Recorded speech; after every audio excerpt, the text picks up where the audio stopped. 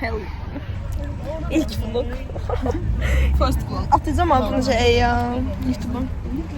Ha geri. Instagram'a atmayacağım. YouTube'a atacağım. Hadi. Allah hakkı atacağım. Eyvallah. Allah hakkı. Allah'ım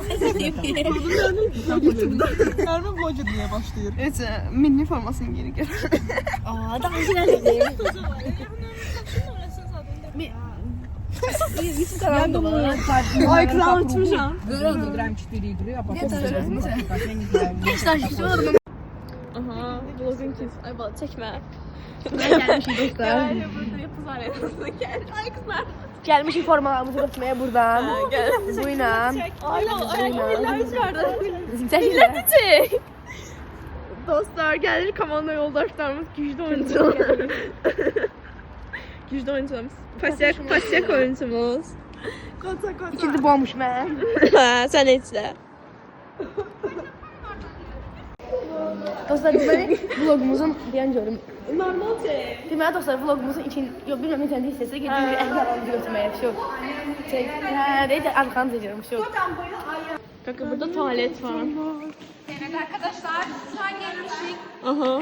Süt arenasına, evet. Abi YouTube'a atacağım ha. Ay kız tut beni. Tut. Anne okuldayım. Allah. Ay bakalım. Vlogun hiç az. Nef. Ama bizim değil dostlar. I'm so sad.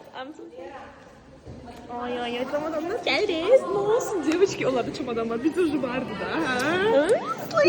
bizə təzəsi var da. Ay Batı aldı. Tebrik ederiz. Təbrik edirəm. Toy. O da cehizində səni bunu bastırma aparaq içinə. Az bizde var onun.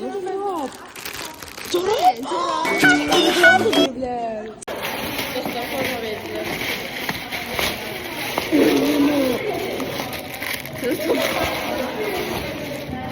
Şey. Durabla. Ay kız